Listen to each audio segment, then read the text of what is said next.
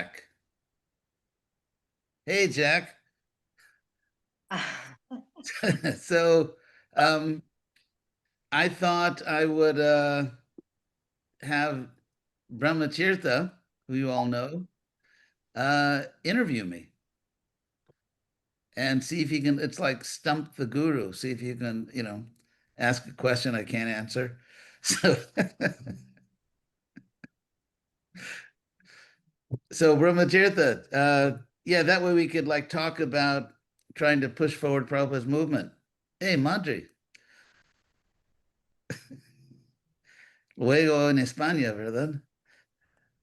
And before we begin, I'm going to ask everyone to mute, or the host to mute everyone, so we don't get extraneous noises that tend to come in. And again, I ask everyone who is a semi-decent can turn on their camera if it's practical. Yeah, it's actually, I really enjoy seeing everyone. Ah, come stai, Vrindarani? Tutto bene, Hare Krishna, tutto bene. Facciamo muscolo di guru oggi. Arrivo il Vrindarani. Hare Krishna. So, Brahmatirtha. We should begin. Okay. First, my respects and obeisances to all the assembled Vaishnavas, and especially to Acaryadeva. Before we give an interview, since I have the, you can't call this a floor. What do you call this? Whatever it is, I have it. Let me see, there's some messages from me. Okay. I've been given the go-ahead by Panchali to begin. First, I'll read a little something, Oh, well, because we have to. We really? certainly live in an age of conflict where quarrels happen over the least important concerns, and the important concerns are often left unattended. Our ISKCON society is not immune to the nature of the times, and clashes arise. And I'll mention, when I ran the BBT division producing the 12th canto, and Acaryadeva, you were translating it, and it's the only canto, of course, in the future tense. So I used to, I'll admit, snicker when I read the translations, thinking I'll never see this kind of, robber baron type governments and all the things that were predicted in the 12th canto and you wrote about. I said, I'll never see that in my lifetime. Oops, got that one wrong. And so we are not perfect. Our egos, prejudices, and misunderstandings influence. As someone who worked in conflict resolving, I see this phenomena daily. And of course, we all have the traumas from this. I say, if you've been in ISKCON for more than a few years and don't have a Purple Heart, for those who are not American, it's the medal a soldier gets when injured in combat. If you don't have a Purple Heart, you're not here. In the midst of the storm, there's a center of calmness, anchored by devotional rationale, shastric, and real understanding of Prabhupada. Acaryadeva, for me, you are that center who can always be depended on to sort out the many tribulations with profound philosophical and devotional understanding. You often quote Rupa Goswami's distinction between principles and details of devotional service. Numerous times, that understanding alone removed the sources of conflict within our society and within my own mind. You further balance the ideal with the real in direct line with Prabhupada's approach. We want to add Krishna to everyone's lives rather than impose orthodoxy. And that is, to me, the essence of Krishna West. In this process, ideals are posited, yet practicality prevails. It is this balance of ideal and real which makes for practical Krishna consciousness as presented in Krishna West. So, all of us here, I think I can speak for all of us, are grateful for the rock of devotion, philosophical strength, and good humor approach. Without this, we could hardly navigate this yuga. And with that, I thank you from the core of my heart. So we'll begin with the interview. As a host, you said no Vyasa Pujas, but I get to do that privilege. So, of doing an offering. Okay. Now, on the some questions have been suggested by our dear Panchali, and I'll begin with that. And then I would like for anyone here to post in the chat to me any questions they want to ask Acaryadeva. The question you always wanted to ask, but were too embarrassed to ask. Oh, they're not embarrassed. Okay, so let's go. Let's go. So Vyasa Puja. So send me some things in the chat, please. Vyasa Puja celebrates the lineage of teachers and disciples. After so many decades of guiding students worldwide, what have you learned about the guru-disciple relationship in today's world where generations think and communicate so differently? Nice question. That's a good one. Very good. What have I learned? I think I've learned, or I've understood more and more why Prabhupada did things the way he did. And that is that the devotional service is voluntary, and you can lead a disciple to water, but you can't make him drink. And so it's really there's a really nice purport at the end of the sixth canto of the Bhagavatam where Prabhupada says that freedom is the essence of devotional service. And Pracharnanda is there. Pracharnanda from Poland, he's a famous poet in Poland. So I'm just trying to follow in the footsteps of your instructions, Acaryadeva. That's all. we've been friends for a very long time when I used to go to Poland. So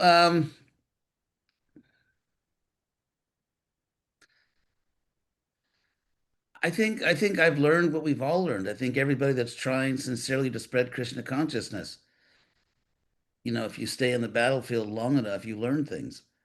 How to approach people, how to encourage them, what you can say, what you can't say. And sometimes you just have to speak the truth, even if people don't like it. So being a guru is just, we're all gurus. Every one of us that is sincerely trying to spread Krishna consciousness is acting as a guru. And so there's someone may officially be a Diksha guru, but I think that's the main point, is trying to convince, just like Prabhupada. Prabhupada tried to convince us to become gurus.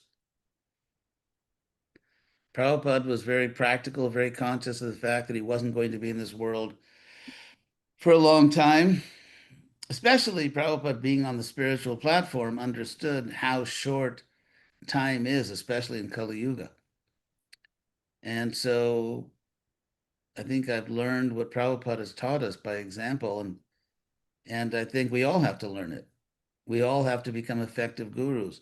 Just as Prabhupada said, whether or not you're an official Diksha guru, which is, or whether you're a Shiksha guru or can't be a Shiksha guru, right? Some devotees will understand that. And so,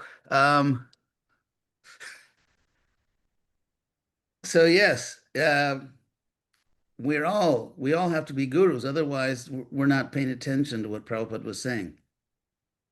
And so, I think all of us are learning to the extent that we are sincerely trying to do what Prabhupada urged us to do. Okay, next question. Can't hear you. Oh, the host had muted me. We live in times of polarization, anxiety, loneliness, depression. Beyond religion, what can Bhakti yoga offer to the modern world as a path of personal and social transformation? Well, Krishna explains in the second chapter of the Gita that if you're not Krishna conscious, or if you're not trying to be Krishna conscious, then you have hundreds of problems. You try to solve them all, and you don't solve any of them. It's like the Bhagavatam says, like watering. We have to water the root of the tree. Jatha toror mula nishechanena. You have to water the root of the tree. You have to feed the stomach. And so I don't see ourselves just trying to get into all the details of all the problems. I mean, we should, be somewhat aware of what's going on so we don't just appear to be foolish. But ultimately, the message is that Krishna consciousness solves all problems. In fact, Prabhupada once said that that's what we should explain to the public, that Krishna consciousness solves all problems. But to explain that, it's not just a doctrine, it's actually a philosophy, because there is a source of everything, and that's Krishna. So if the source is neglected, or if you don't have a proper relationship with the source of everything, then you'll have all kinds of problems. It's like when you have a disease in the body, a serious disease in the body produces all kinds of problems, isn't it? Respiratory problems, blood circulation problems. I mean, just because the body is just going crazy. And so the solution is to be Krishna. And that's what we have to get. That's why only Krishna consciousness can save this pathetic world. Because they're trying to solve hundreds of different problems and not succeeding in any of them. Whereas the people become Krishna conscious, then everything will be solved. That's the message.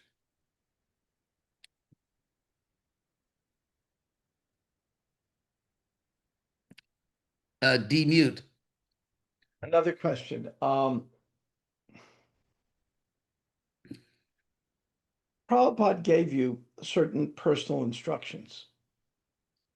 Of those instructions, which is the one you think about most often? If you eat what you like, it'll be good for you. He did say that to me, but I actually, that was a joke. I don't think about it so much. So I think all Prabhupada's instructions to me are just different facets of one simple, powerful truth. And that is that, I mean, Prabhupada told me many things, to, focus on preaching, to try to encourage the devotees. He told me so many things, but they're all, Krishna says in the Bhagavad Gita that intelligence comes from me. So we should measure. There's kind of like, sort of like, instead of the Hare Krishna explosion 2.0, we almost have our counterculture explosion 2.0 in ISKCON, where it's not politically correct, to speak the truth heavily or seriously. So basically, Prabhupada wanted results. He wanted results. And of course, that ultimately depends on Krishna, not on ourselves. But I remember walking into Prabhupada's room and he wanted numbers, like how many books have been distributed, how many temples have been opened. I mean, he obviously cared about me. Ultimately, he cared about me before he cared about anything I was actually producing. But Prabhupada had different ways of dealing with different devotees. There was sort of like cucumberology for those who were kind of not doing so well, where Prabhupada said that, apparently in Bengali, the word for cucumber and the word for diamond must be similar, because there's a saying in Bengali that if you sell a cucumber, and I remember actually back in the 70s, you could get a huge basket of vegetables in West Bengal for literally pennies. And so there was a saying that if you're selling cucumbers, there'll be many customers. But if you sell a diamond, few customers. And Prabhupada, of course, he would say that to devotees who weren't having so much luck. They'd go to the far corners of the earth, this country, this or that city, and try to spread Krishna consciousness. And when they were sort of discouraged, Prabhupada would say, "Don't be discouraged. Krishna's watching," which is true. Of course, that's absolutely true. But Prabhupada never talked to me about cucumbers. And the reason is very simple, because by his mercy, by his empowerment, I was able to do things. And so with me, there was no cucumber kata. It was all about, how many books have you produced, how many and distributed, how many new temples are opened. Prabhupada said every time a new temple opens, I feel Vaikuntha bliss. So it's not even politically correct anymore to talk about Prabhupada's vision because in ISKCON, because Prabhupada's vision was that if we could make the West Krishna conscious, Western people in the West, the world would follow. And now some people actually call that racism. So what do they say? Don't kill the messenger. It's amazing that some people that consider themselves very intelligent members of the Hare Krishna movement actually accuse Prabhupada of racism indirectly, which is, it just goes to show you what kind of planet we're on. So what's really needed now is to actually get the job done for Prabhupada. And I've heard so many devotees say it's not about the numbers. Oh, but it is. I mean, imagine, for example, you're a doctor, and let's say there's an epidemic, and or a pandemic or whatever, and at least in the old days when we used to have like a medical part of the government that wasn't crazy, it wasn't led by crazy people. The government is very concerned about how many people are sick, how many people have been cured, what is working, what is not working. If you're a health minister, which is what they call it in most countries, if you're a health minister, you're supposed to be very concerned about the numbers. If you're not concerned about the numbers, you're not a scientist and you're not qualified to be in that position. So if we are spiritual scientists, we had better be concerned about the numbers. Otherwise, we're not spiritual scientists. We're just, nice, we have nice sentiments about Prabhupada and Krishna. So that's, I think, I mean, when I think of Prabhupada, it's funny. I always give this example. I hope I haven't given it so often that all of you start leaving. But anyway, I remember when when I was a kid growing up in West LA, and so in the summer we'd all, myself, my friends, we'd all go to Santa Monica. That was the nearest beach, Santa Monica Beach, and it was they have sort of strong currents, not necessarily dangerous, but strong waves. That's why surfing kind of took off in California because of the strong waves. So, I mean, I had this experience practically every time I went to the beach. I'd go into the water and just, catching waves. And then after a while, I'd look back at the shore and I was like 100 yards away from my towel. I could see where I was, and imperceptibly, you just, the current just sort of pulls you and then you've got to walk back to where you started. And so I think, when you apply that to movements like ours, there's a word for it, a term for it in English called mission drift. And so now it's practically not politically correct in many places in the Hare Krishna movement to sort of preserve Prabhupada's spirit or to honestly take stock. I mean, if there's a society which thinks it's improper or rude or offensive or just not nice, to be honest and tell the truth about where ISKCON really stands, and then there's really no hope of correcting it. If it's politically incorrect to tell the truth. After all, Dharma has four legs. This is the first canto of the Bhagavatam, when the bull Dharma meets the cow who's Mother Earth, and then Parikshit comes. And so it's said there, the last leg of Dharma in this age is truth. And so if it's politically incorrect to speak certain hard truths, even in the Hare Krishna movement, then where does Dharma go?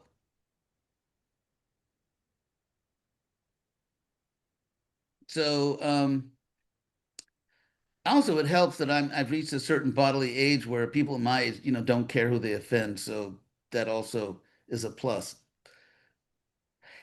Anyway, so next question. Comment ça va, Natasha? I'm going to ask the opposite question what I asked before, and it goes like this. When Bhaktisiddhanta Saraswati gave some instructions to Prabhupada, which it took Prabhupada a long time to follow, go to the West, preach like that. Were there some instructions you received from Prabhupada that took you a long time to figure out, gosh, how could I do that? That's a good question. First, I'll just say one point about it took Prabhupada a long time. However, even though it took Prabhupada a long time, he was always trying to do it. He was kind of stuck in householder life. I mean, no offense to the householders, it's just, but Prabhupada was, and so he was trying to do it. If you read the biography, I hope people still read that. Lilamrita, Prabhupada as a householder was really just traveling everywhere around India. I mean, it's amazing how much he was traveling. Uh, and because he was trying to make money to support his guru's mission. One time, Prabhupada said to me personally in Los Angeles that we were just sitting alone, and he said that some people say that I was not actively engaged when I was a householder. He said, but that's not true. He was in Prabhupada in Allahabad, where he had his his pharmacy, Prayag Pharmacy. He was a member of the temple board. He was giving classes, and he was working very, very hard trying, because he was a grihasta, trying to make money to support the Guru's mission. It's not that he was just an ordinary householder. He was never ordinary at any stage of life. So, and so your question again, make sure So I appreciate the context you just gave to the question. It took Prabhupada 30, 40 years to actually do the major instruction from his guru, which is, go to the West. And is there some instruction from Prabhupada that it just was very difficult for you and it just took a long time to manifest? Well, everything is, if you look at the state of ISKCON, any instruction that anyone got is taking a long time to manifest. But the first letter I wrote to Prabhupada, hey, where are the pom-poms? Anyway, it's a private joke. The first the first letter I wrote to Prabhupada, was to ask him if I should stay in school at the University of California in Berkeley, or whether I should drop out and just do full-time incense sales. Well, I didn't say that in the letter, but do full-time service. So Prabhupada wrote back to me and said, stay in school. You have to get a good education to preach to well-educated people. And that became my life's mission. That was the first direct instruction I got from Prabhupada. Actually, the person who told me to write to Prabhupada was a brahmachari, who was also sort of the West Coast regional secretary, brahmachari named Tamal Krishna. So, because, I mean, Prabhupada's instruction to me, which was basically the instruction he gave every new disciple who he noticed was either well-educated or inclined to that. And Prabhupada's basic mission was to reconstitute a Brahmin order. Obviously, we want to save everyone. But if we don't actually create a powerful, and I don't mean a Pujari order, I mean, Brahmin in the sense of a powerful preacher. If we don't do that, Prabhupada's mission fails. Because you can't reconstitute a powerful Brahmin order with people who don't preach powerfully. And so, but as I say, one of my lines, I mean, Brahmatirtha and I both repeat our, laugh lines too many times, but don't we? Admit it, Brahmatirtha. I'll circle back to that. And as I often say, for every philosopher in ISKCON, there must be at least 50 astrologers. So ISKCON has kind of gone back to its New Age roots. where we used to do, I mean, we used to do Sunday plays. Every Sunday we do a play all around ISKCON. I'm not saying this was a mature thing to do, but we did do it. Where in every play we did, there was a bogey yogi. Remember that, BT? Oh, yeah. And now the devotees are the hatha yogis. So I'm not saying, they're, it's an honest way if you're especially a householder to reach people and so on. But what about the mission? What about the central mission? What about the mission drift? Prabhupada came because unless you he said that society is headless. We have to put a head on society. So where's the head in ISKCON? Where are the intelligent people who can reach out to other intelligent people and powerfully present Krishna consciousness? How many schools does ISKCON have? In Europe, I can't think of any. I mean, it's kind of what they say in Spanish, un chiste de mal gusto.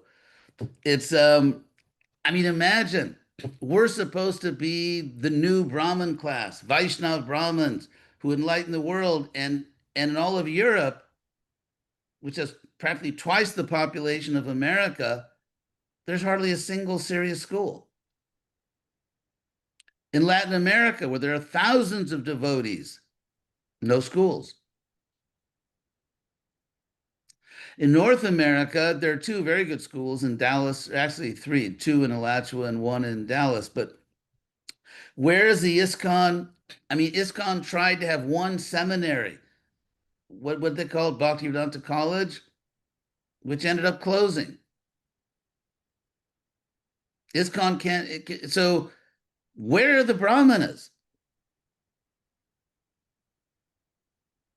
Devotees say, well, or the Shastras say actually that a Vaishnava is more than a Brahmin, which is true. But as I say, a Vaishnava is also more than a dentist, but you need a dentist. A Vaishnava is more than a lawyer. A Vaishnava is more than an engineer. A Vaishnava is more than a person that does lawn care. But you need all these things. And so structurally, it's not about saying that if you love Krishna, then in terms of your spiritual status before God, that's more than a Brahmin, fine. But in terms of practically engineering the salvation of this planet, we need actual Brahmins, people who are intelligent, who can present Krishna consciousness directly to other people in a persuasive way. But anyway, I've said these things so many times. You've heard this a million times, so I won't punish you by saying it again. So Brahmatirtha, next question. Okay, Narada Rishi asked, Dasi asked a very interesting question, one that Okay. comes to my mind even. What is your elevator pitch to define Krishna consciousness Elevator pitch. That in means the truth? most short thing you say. Yeah, in 2025 to an average person and to a highly educated person if it's a different pitch? I'm not sure I can convert someone on an elevator, first of all. But if I had a little time, the person was interested. I mean, there are many things you can say. One thing you could say is that, what did I just say to someone the other day? That, actually, I was talking to a nice guy, Chicano, who sort of opens the door at my building, and parks the cars for us. And we were just talking, and actually a few of them, and I just told them that, basically about how we're not going to stay in this world very long. And there are more important things in life that we have to pay attention to. And of course they agree. They're Catholics. So I don't know. I think it's not just about an elevator pitch. I don't think there are not a lot of stories of people actually just like within 30 seconds on an elevator being persuaded to give up everything they thought was true and become devotees. So I think we should think not so much in terms of elevator pitches and more in terms of really sitting down with people and in a powerful, rational way, trying to interest them and then persuade them about Krishna consciousness. Thank you. Okay, that I appreciate. Next question is one that I think everyone on here has. And Shamla is the one that put it out there Hey, where's Shamala? in the chat. She's on here. Chai, Um, Charlie. there Hey, she is. Shamala. I see Krishna. you. Okay. I saw And you before. yeah, and it's a question each of us have, but how to deal with the challenges that we face in our spiritual life. We all face challenges. There's no substitute for sincerity.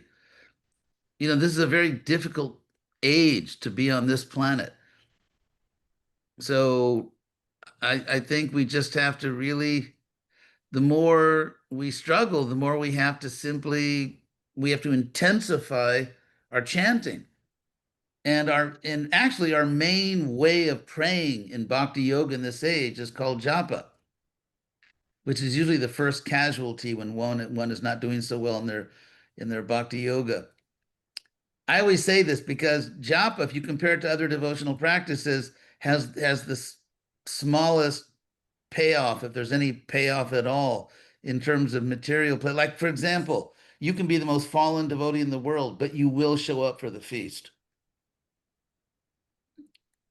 Or, for example, even devotees that are fallen, they like to go and, sing and dance with their friends. Everyone does it. You don't have to be a Vaishnava to enjoy getting together with your friends and singing and dancing.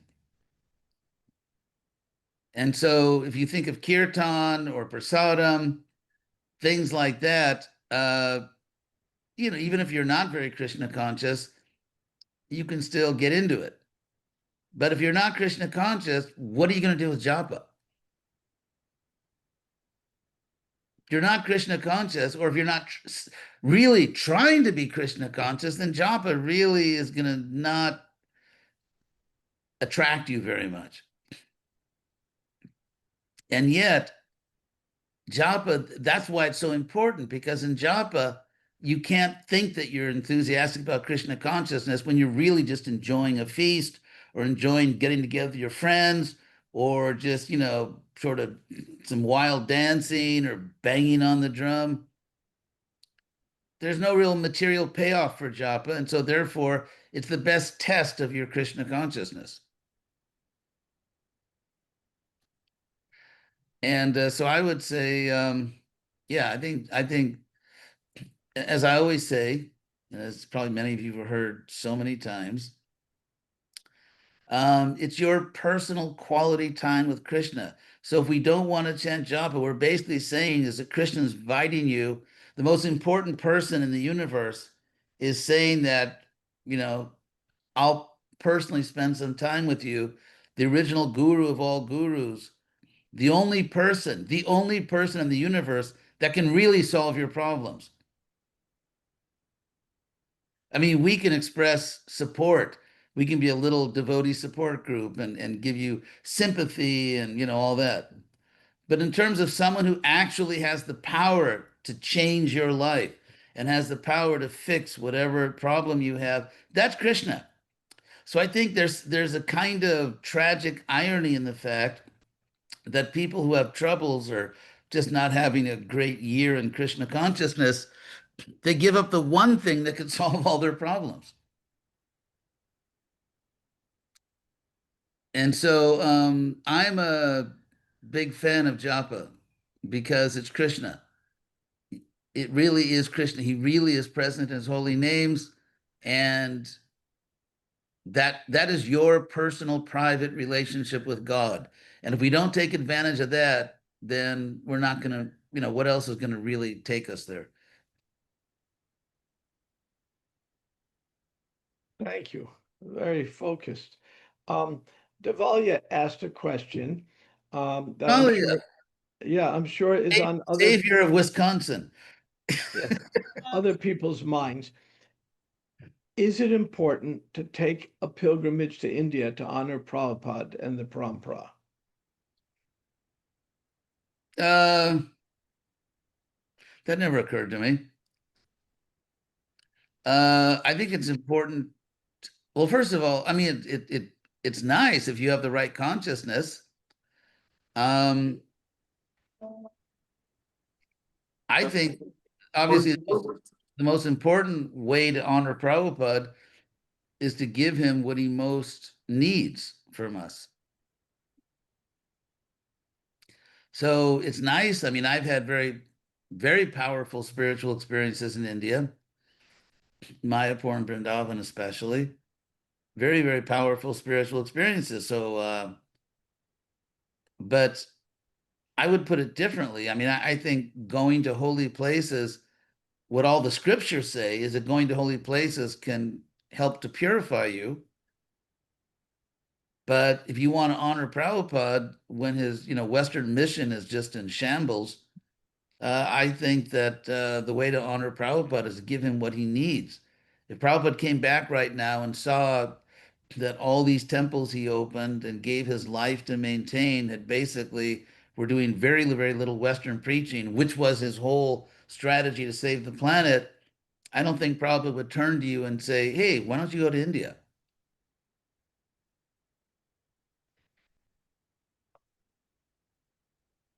Although it's a nice thing if you can do it, but it's not like you owe it to Prabhupada to leave the place where he most needs you and go touring in India. I mean, I don't see what that has to do with honoring Prabhupada.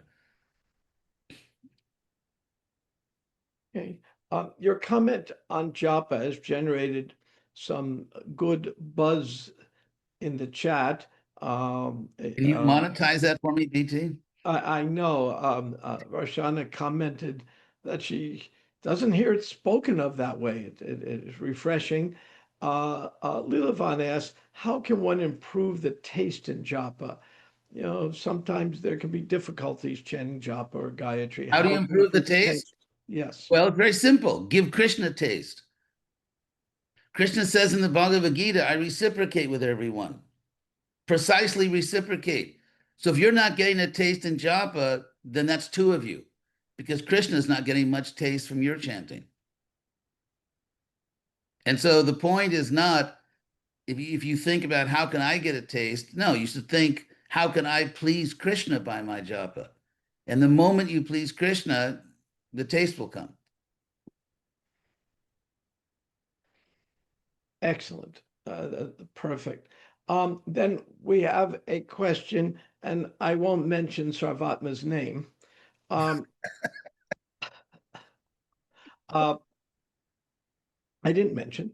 You've been fighting for years on behalf of the movement's sanity. So we are not seen as a cult, but to avoid becoming one.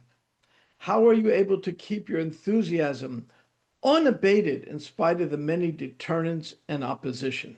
Yeah, I don't think there's a danger of us becoming a cult. I think there's a danger of us becoming just sort of a normal, mundane religion. That's the danger.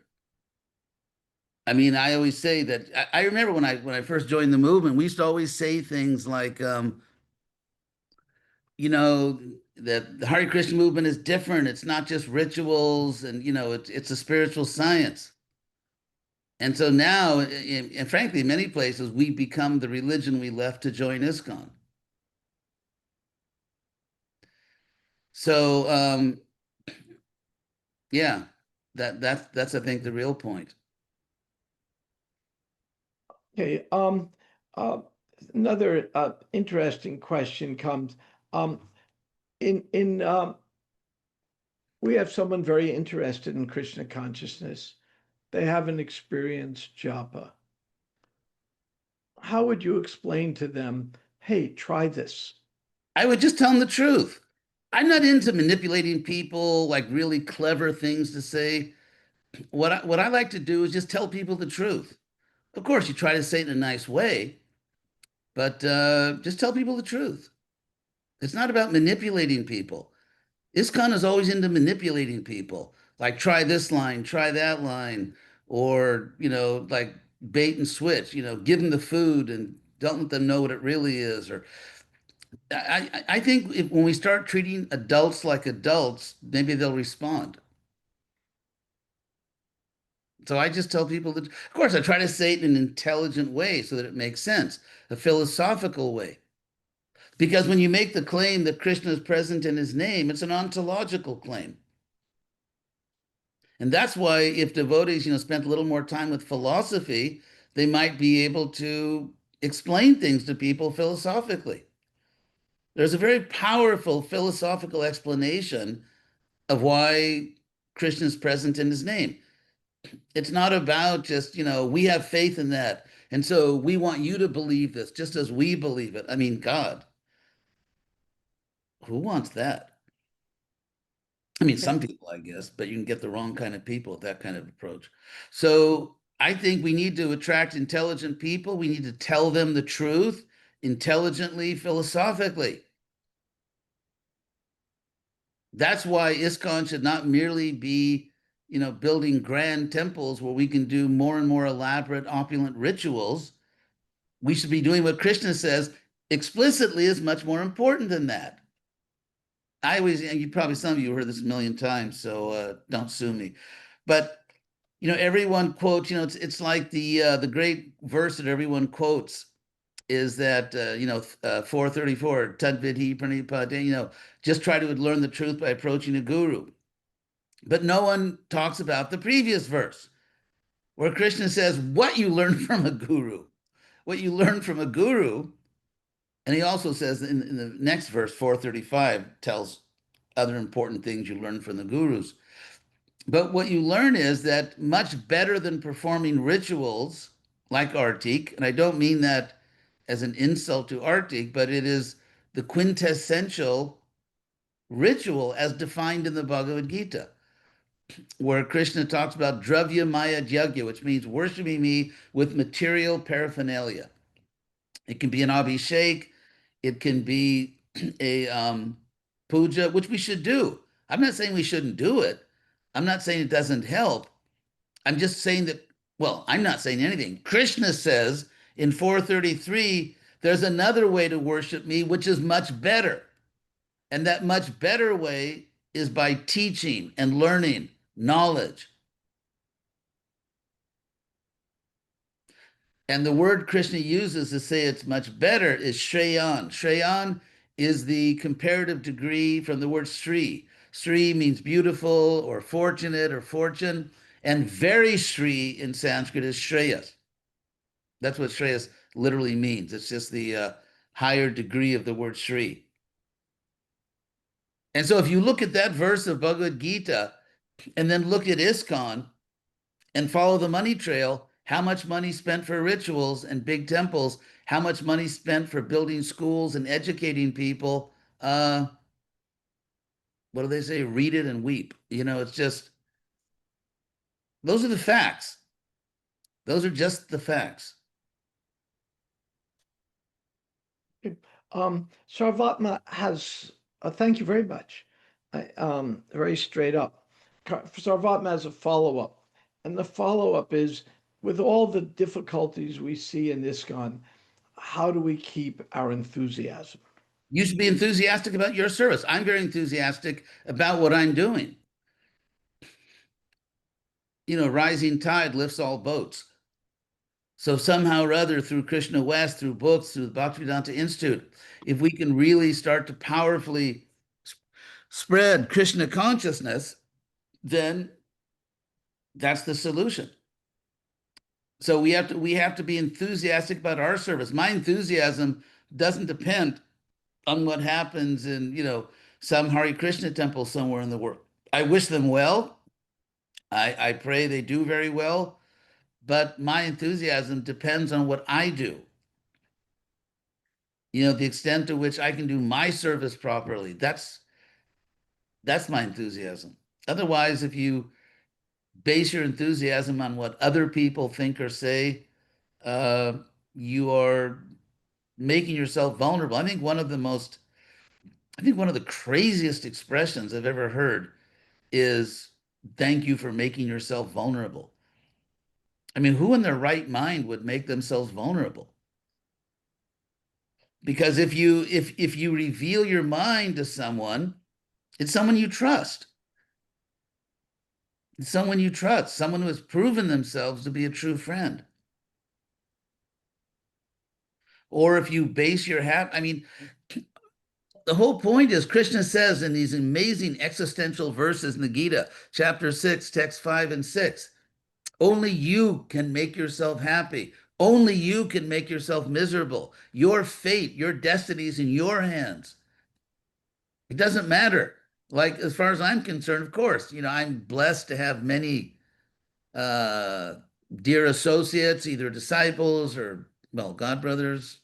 It's a smaller list. So, Brahmatirtha, you're kind of in a category of like one or one and a half or something.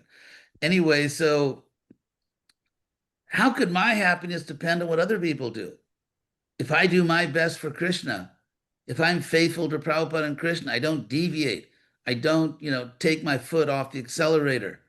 I don't just become, what's the word, selfish and just think about my happiness, what I want in life, but I keep thinking about what Prabhupada and Krishna want, then whatever anyone else on earth does or doesn't do, I'll be happy.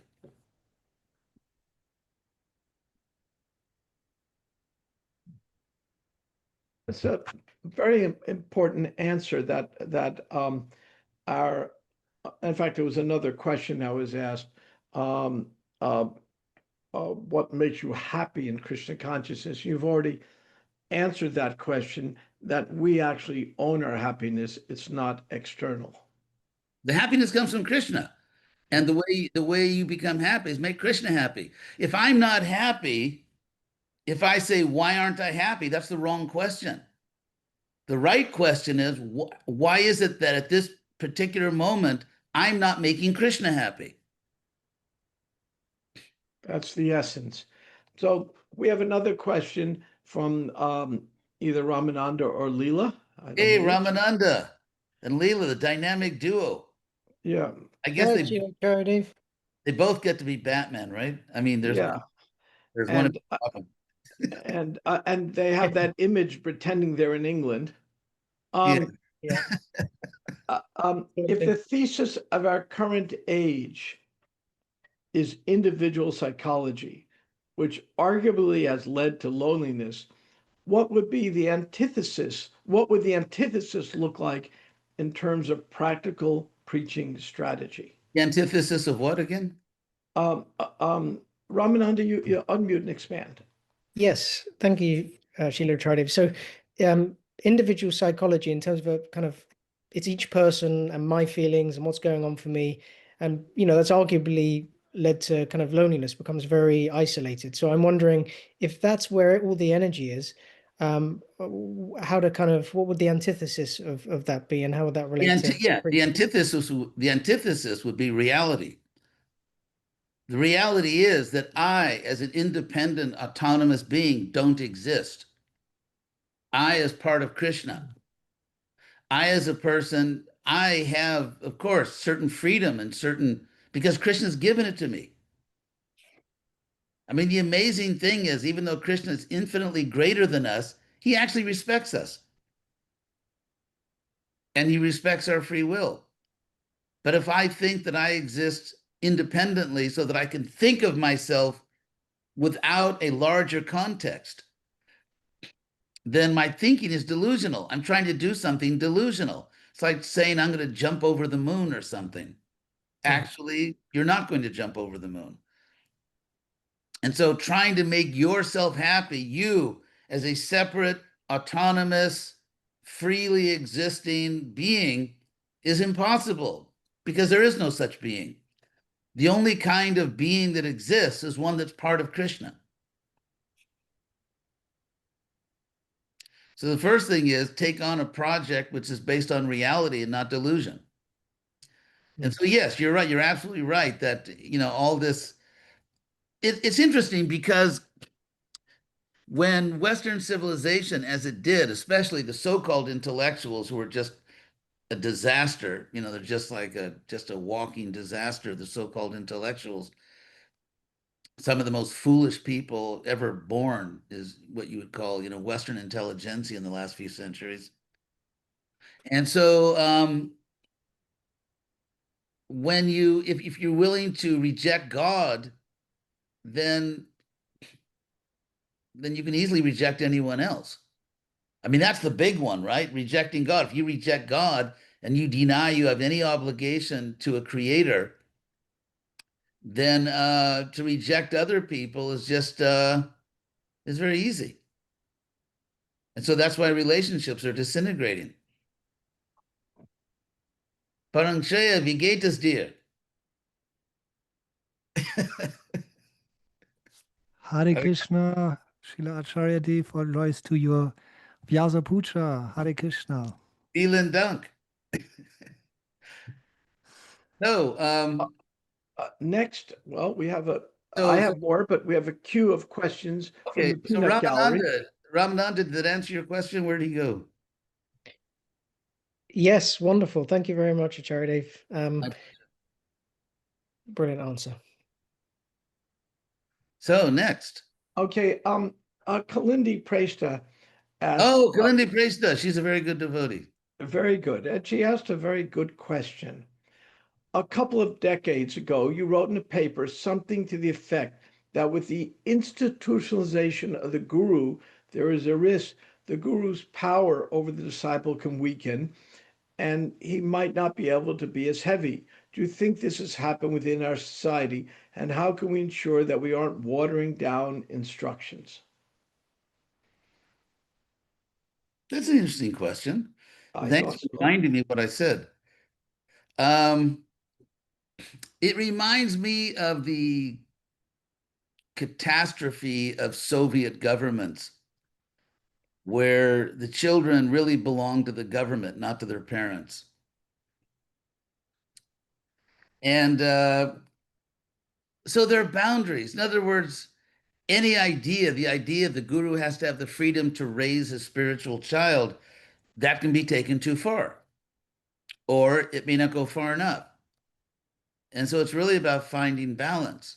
I think in some ways, it's very interesting how, well, I can't say you all remember because a lot of you weren't around then, or at least not in the cult of Chaitanya, but Prabhupada left and he designated 11 gurus, and then a lot of them kind of didn't do so well. And as they were slipping, they managed to offend and sort of discourage a lot of people. And so there was this guru reform. And it's interesting, the attitude of the new leaders of ISKCON, who unfortunately were, anyway, that's a whole other topic. Anyway, the ISKCON, this mood developed in ISKCON, which was like never again. Like we'll never again allow people to, commit these atrocities. And so gurus were kind of muzzled. Or like, for example, Prabhupada says in his purport to the Adi Leela, chapter 1, text 46, that Acaryadeva is a proper name to call a bona fide guru. Just a bona fide guru. That's a proper name. And I read that purport, I think the fourth week of my illustrious guru career. I was asked to give a class on that verse. And I thought, well, that's a direct instruction from Prabhupada. So, but what's interesting is, and this is a little bit of sociology I want to do now. What's interesting is that I'm not Acaryadeva for ISKCON. I'm only Acaryadeva for my disciples, even though the words literally mean spiritual teacher. That's actually what the words mean. Acaryadeva means a spiritual teacher, whereas Maharaja means a great king, which never in the history of Vedic, culture, I mean, at least not in the Shastras, Mahabharata, all the Puranas, Bhagavad Gita, I mean, it's never used as a name for a guru or sannyasi. It's a name for a great king. It's a very literal title. So, but what's interesting, like what effect did that have socio-historically? What was the unintended consequence of privatizing one's status as a guru? So that I'm not really a guru for ISKCON, but I'm only a guru for that very small section of ISKCON, which is my disciples. So here's what I believe to some extent was the unintended and unfortunate consequence. In the past, when I was a guru for ISKCON, I not only got, certain, let's say, preferential treatment, but I also felt very strongly a certain responsibility to ISKCON because, no less a Vedic authority than Spider-Man's uncle said that with great power comes great responsibility. And, no one's going to argue with Spider-Man's uncle. So therefore, because I was given this position, I think I didn't abuse it. I mean, I was young and immature, but I don't think I really committed atrocities. And so I really felt responsible to ISKCON because I was receiving so much respect from ISKCON. It very powerfully strengthened my sense of obligation to the society, which was treating me in this way. But now, I think to some extent, one of the reasons that ISKCON is failing in the West, as it is, although there are some excellent programs like that Wisdom of the Sages or Kalakanta, I mean, there are some very good Western programs. But for the most part, the movement is absolutely not making it in the West in any way that Prabhupada would consider to be serious progress.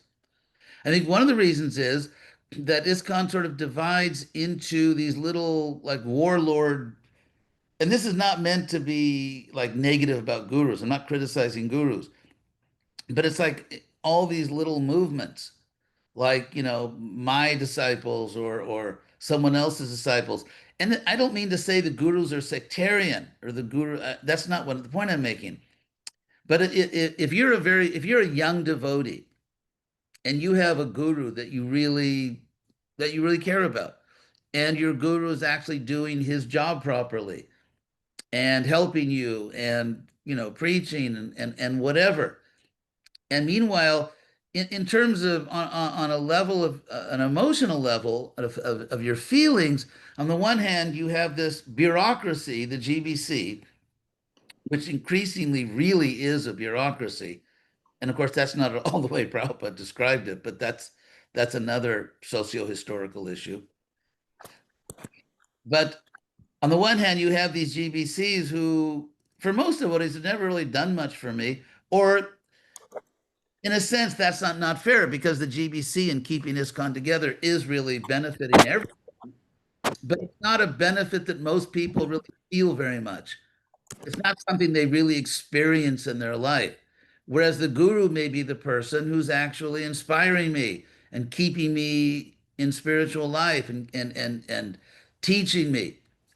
And so if I'm not a guru for ISKCON or some other guru, Radhanath Swami or any guru, if that person is not a guru for ISKCON, and that's the person that really inspires me, then it's kind of like ISKCON just becomes sort of a necessary bureaucracy.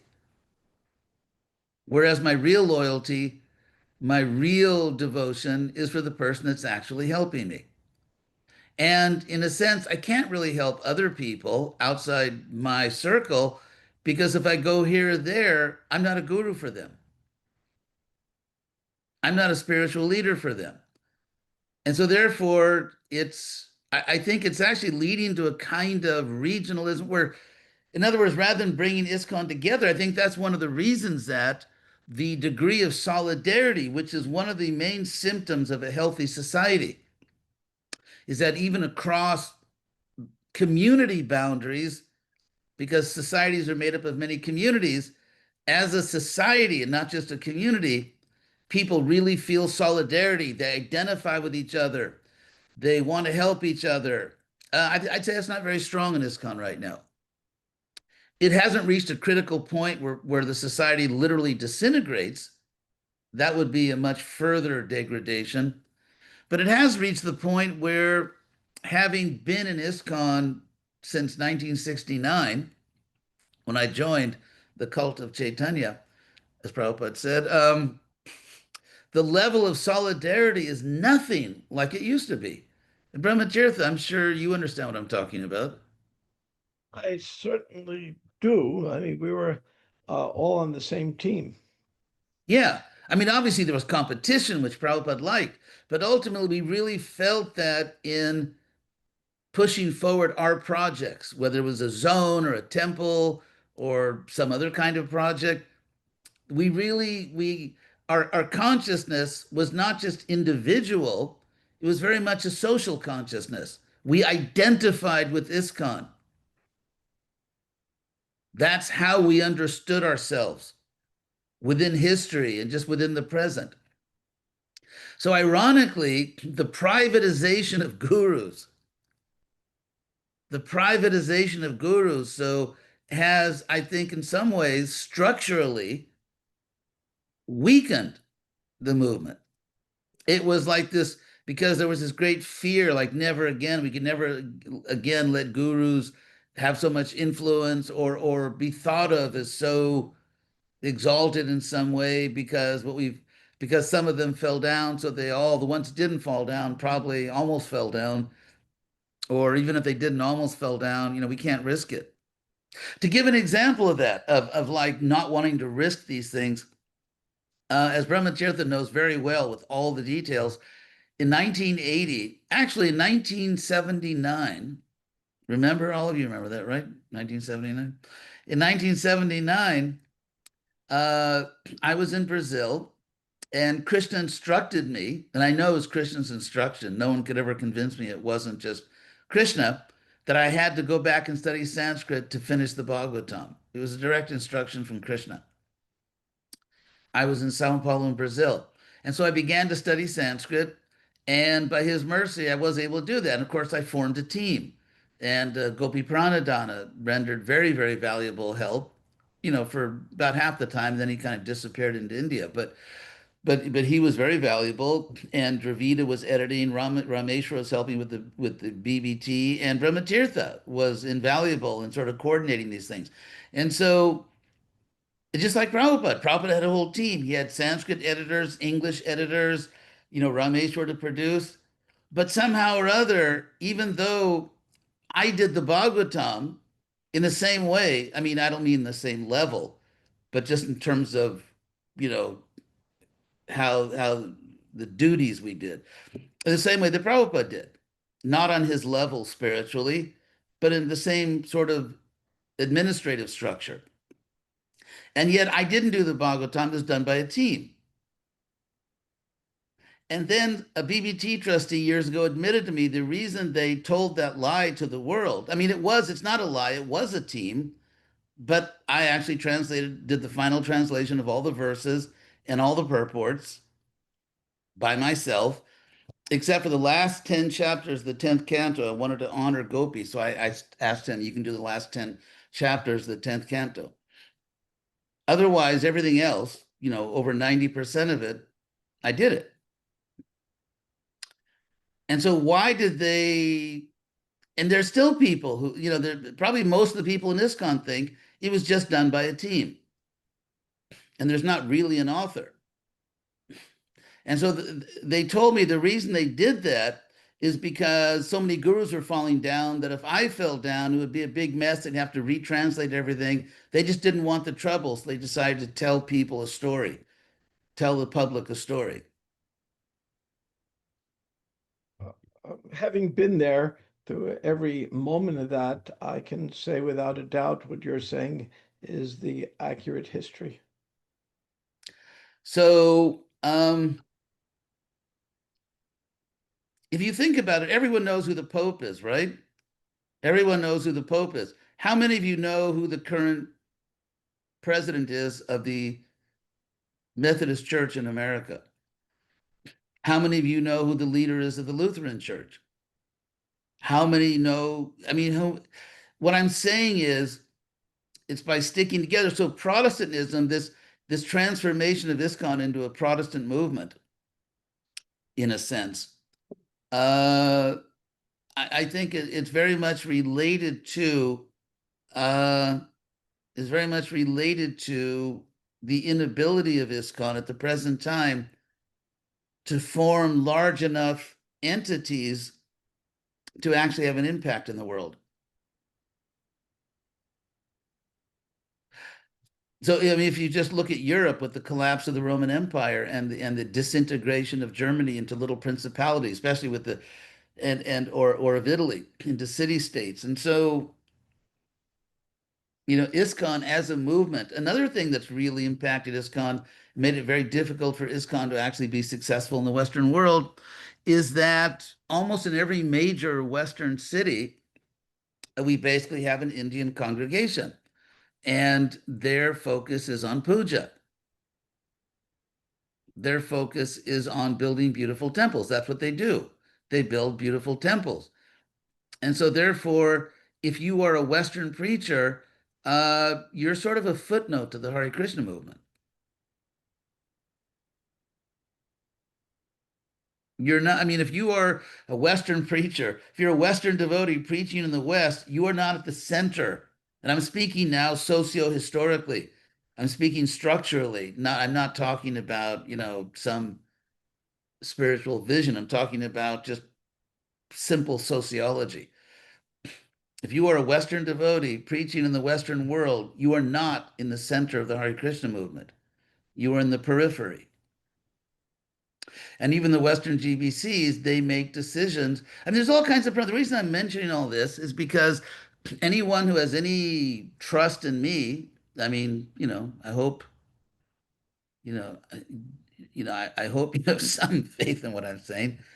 Um, there's, as to quote some ISKCON authorities, the Beatles, when you let it get under your skin, then you begin to make it better. Unless we can just be honest, cut the crap and just look at the reality. What is the historical reality? Where do we stand socio-historically? What's really going on?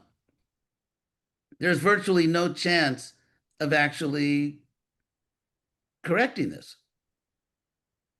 The devotees we have from an Indian background they're great souls. I mean, they've been extremely kind to me, generous, hospitable. This is not in any way a criticism of them. I think they've shown me nothing but respect and love and generosity. So this is not about them. It's about where's the Western mission. There are some good projects. I mentioned the Wisdom of the Sages is an example of something that helps a lot of people. And there, Kalakanta has done a lot of really outstanding work, and other devotees. But so that's why I started Krishna West. It's an attempt to try to fix this. Of course, it depends on Krishna. Hey, Nritya. So, A few more. Mas, Um, Maslow. from Hersheykesh, who goes by other names. When a movement grows and reaches a majority, mission drift can become self-feeding. And existing members, it turns into a politically correct stance, and new people join because they're attracted to this drifted version. Historically, this has happened in Romans and Ottomans. What is a right action when one sees the original mission, but it's become something only a tolerated minority still follows? That's really well said. A tolerated Yeah, minority. I That's thought so. really, yeah, that was really, really well said. What can we do? Well, something like Krishna West. That's what we're trying to do. That's what we're trying to do. We're just trying to do our best. Everything depends on Krishna. But that's why if you are a devotee in ISKCON and you don't feel a real sense of urgency, you don't get it. You just don't know what's actually going on.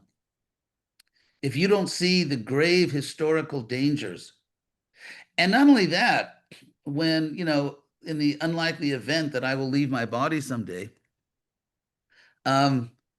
and actually, when and there are still Prabhupada disciples who are, Indradyumna Swami, Radhanath Swami, Devamrita Swami. I mean, there are, and many others I haven't mentioned, who are really giving their life to the mission. They're really giving their life to preaching. And when my generation is gone, I think that not by any malicious intent, but just by the laws of nature. The Hare Krishna movement, ISKCON, which is very powerfully oriented toward India and Indian customs, will just, it'll just become, that will become ISKCON. And I think, I think the overwhelming majority of devotees from an Indian background are really wonderful people. They're really wonderful people. They're very sincere devotees. But there's another group who are not wonderful. And they're the ones who have sabotaged Prabhupada's system. I can give two examples of that. And I don't mean to, I'm not stating an opinion on these things. Well, actually, one I will.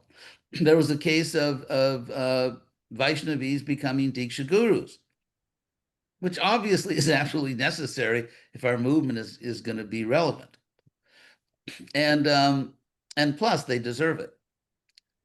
And so, even though the GBC twice, at least twice, voted that women Vaishnavis can be Diksha gurus, the will of the GBC was sabotaged, or they allowed it to be sabotaged, however you read that, by some,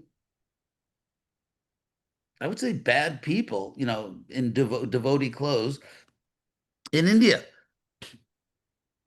They actually compromised and weakened the system that Prabhupada explicitly put into place to govern ISKCON. The other case was the case of Lokanath Swami. And I won't get into that whole case, but there's a thing where the GBC, decided certain things, and then the leaders in India have reserved the right to have a veto. They can veto GBC decisions. Now, if I'm a historian, well, I'm not a historian, I'm not my body, but I have a real interest in history. And I've studied the history of religions. And when you have a system which Prabhupada personally put in place, saying that this is the only thing that will prevent ISKCON from self-destructing like the Gaudiya Math, that's how important it is. Prabhupada put this GBC system in place, and then you get a small group of people in India threatening to do terrible things to ISKCON who actually have a veto power over the GBC.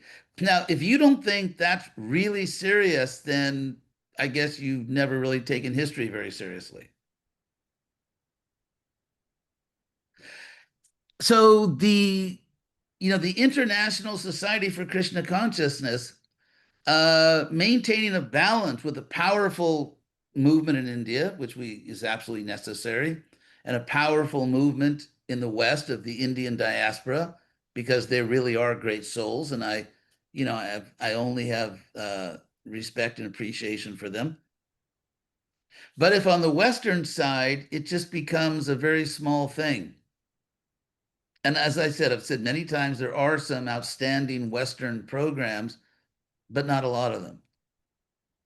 There's actually very few. In some countries, there's almost nothing. Actually, in a lot of countries, there's almost nothing. So that imbalance alone is a threat over historical time. It is a grave danger to ISKCON. There's all kinds of things that no one thinks about, no one talks about. And because everyone's just kind of happy amusing themselves in the service of their choice. And so it's really very serious. That's why I started Krishna West. Otherwise, why in the world? I had a really nice life. I mean, by Krishna's mercy, I'm financially independent. I don't have to sing for my supper at Hare Krishna temples. And I write books. I try to write books. So I really had a great life. And when Krishna first told me to do Krishna West, and it was Krishna, by the way, of course, some people think it was the devil, but it was actually Krishna. When Krishna told me to do Krishna West, I very enthusiastically replied to Krishna, thanks, but no thanks. I'm sure you can find a lot of qualified people to do this. But Krishna kept insisting. And so therefore I had to accept. Actually, many people, if I had a Mexican peso for everyone that told me I should change the name, don't call it Krishna West. But it's like, seriously? You can't use the name Krishna West as if it's some kind of toxic name or anyway, so that's my appeal to all of you because it's technically, I guess it's my Vyasa Puja, but I really, by Prabhupada's incredible mercy and Krishna's mercy, I have a great life. I'm happy. I eat organic food. I'm able to preach. I'm pretty healthy for my age, and so on. So it's really just for Krishna and it's for the world.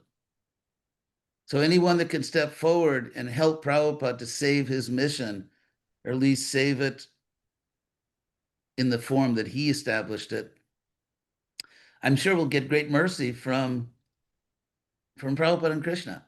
If you want to be happy, be a mercy hog. If you really want to be happy, then try to make Krishna happy. And how do you make Krishna happy? By making Prabhupada happy. We shouldn't be these little sort of like wannabe Raganugas. The real Raganuga is that you try to make the pure devotee happy. That's the real raga. That's the real spontaneous devotional service. You try to make Krishna's pure devotee happy. And Prabhupada gave his life to establish a powerful Western mission. It doesn't exist anymore. There is no powerful Western mission. It doesn't exist. And so trying to reestablish that is how you show your gratitude, how you get Prabhupada's mercy, and that's how you get mercy. And so if you're not happy, you're just not paying attention.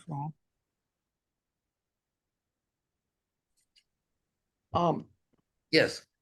I think we're filling up with more questions, but we're also running out of time. Okay, maybe I'll try to be really quick. And so let's see if we can do it really quickly. Sivan, Mashlomith. Well, I'll ask some real quick questions. What would success in the West look like? More devotees, schools, temples? What would it look like? All of that. It would look like what Prabhupada personally manifested. That's what it would look like. Okay. Like if you build a house and the house collapses, what would it look like to restore the house? It would look like the way the house was. I mean, obviously, we have to make certain adjustments, superficial adjustments, but what would it look like? It would look like a successful Western Hare Krishna movement. Okay. We'll do some few rapid fires. What is your opinion of courses like Bhakti Shastra by Bhava, etc.? Is that creating Brahmins?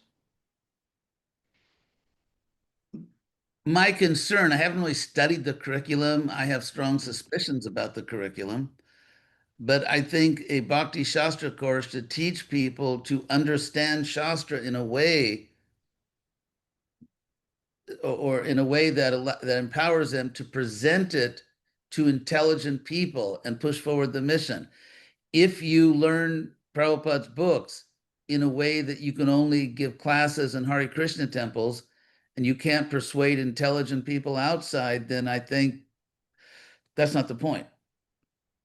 Because what you get out of Prabhupada's books depends a lot on what you bring to the books.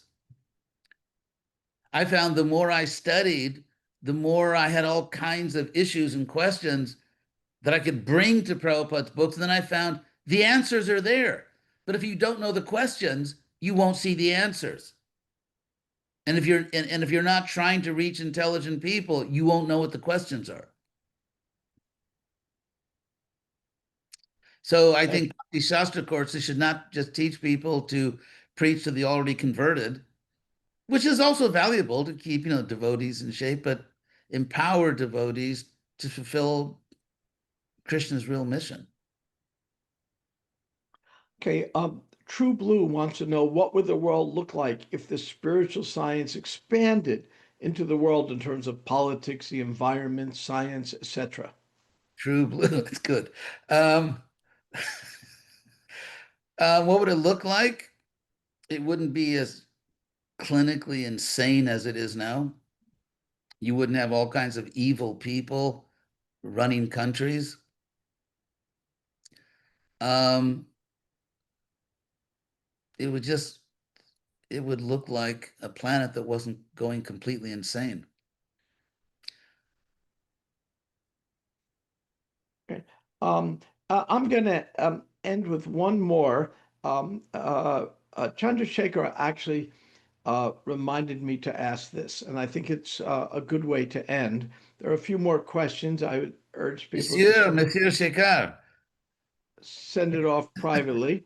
But Chandrasekhar would like to know the status of your book writing, the Mahabharata and other books. I think that's a great way for us to conclude.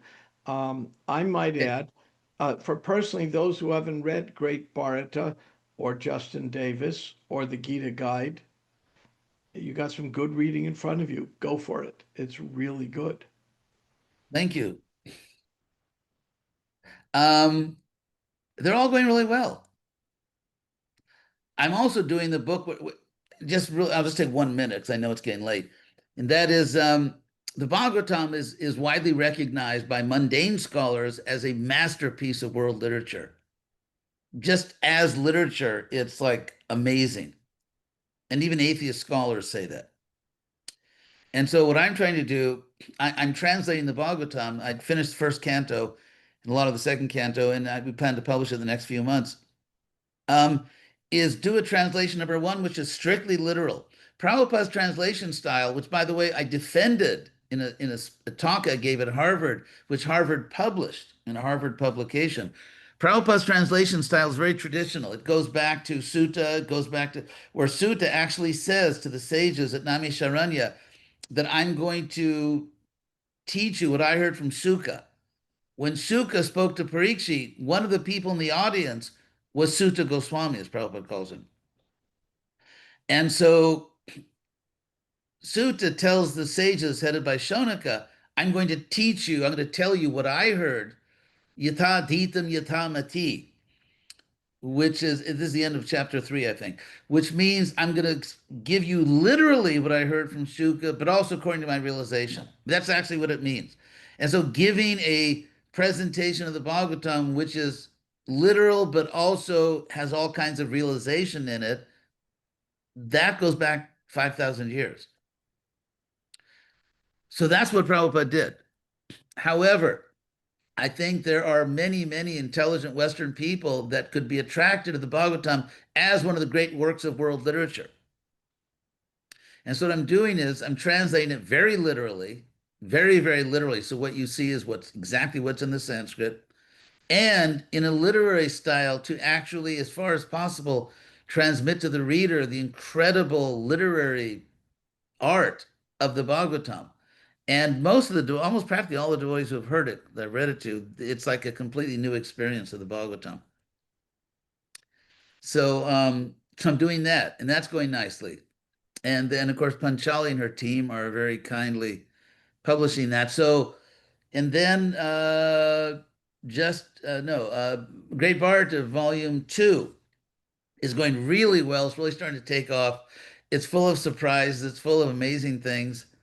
And yeah, I love it, and it's Krishna's just sort of gradually revealing everything to me, and it's really coming together. And then also I'm doing an academic philosophy book in which I show that basically most academic philosophers today are, well, what's a nice way to put it? Deeply in illusion about what philosophy actually is, and to show our philosophy as philosophy, to present Krishna consciousness as a very powerful epistemology, ontology, and meta ethics philosophy. So I'm working on those 3 projects. And most of the time, of course, I'm just eating. But actually, it's funny. One time I went into Prabhupada's room in New York, in Brooklyn, in 1972, and he really liked the college program I was doing just after I took sannyas. So Prabhupada, when I came in, he said, "Oh, Hridananda Maharaj." He was really happy, and he said, "You are actually preaching." Prabhupada had just finished breakfast. They were taking, so he said, "I just sit here and eat." and you were actually pretty much I mean, obviously the truth was very, very different. But so that's what I'm doing. That's what I do during the day. And it's all going really, really well. I'm very inspired. So thank you all very much. I really do appreciate, I mean, even though I haven't called out all of your names, but I have noticed who's here, and you do get credit. So and I'd like to send my condolences to Davila regarding the football game against Texas A&M, but he's at LSU. I wanted to thank everyone, and for those whose questions I didn't get to, I do apologize. There's a note, a paid commercial announcement from Panchali, actually unpaid, but if you see in the chat, anyone who would like to donate to help with the Acaryadev's publications, it's very much appreciated. In the chat is how to do it, or you can write to anyone. I'll just put my email address in the chat because I happen to know my email address. We do take, somebody asked, Venmo, PayPal, telepathy, Zelle, everything's taken. You can write me, I'll forward it to the people who handle this. I think it's Dave Larishi, and we'll make sure that you get the right information. But anyone who would like to donate to help with the publications, it's very much needed. It's very much appreciated, and we guarantee you extra punya points. Stealing my line. Yeah, yes, I know. So we appreciate it. Acaryadeva, our next program is the BI greeting you're going to do, technically in 2 minutes, but I'm going to request we move that to 1:40 because I'm going to dash over to the BI right now. I just had to do this from my house. Okay. And thank you all very much. I mean, I have to say that I really appreciate you all coming, and it's really a pleasure to see everybody. And I wish you all well. Hope we can work together to do something important for Prabhupada. Okay. Thank you all very much. Acaryadeva will join you again from the BI in 10 minutes exactly. Okay, after my snack. Yes. Hare Krishna. Hare Krishna. Krishna. Thank you. Haribol, Hare Krishna. Haribol. Hare Krishna. Hare Krishna. Hare Grazie. Krishna. Hare Haribol, Krishna. Haribol. Haribo. Krishna, Haribo, Puja. Haribo. Hare Krishna from Italy. Hare Jai Krishna Krishna from West, Portugal. Australia. Yeah. Right. Hare Krishna. Hare Krishna from Hawaii. Wow. It's very awkward. Hare Krishna from Bangladesh. Oh, Hare Krishna from Warsaw, Poland. Hare Krishna from Portugal. Hare Krishna from Germany.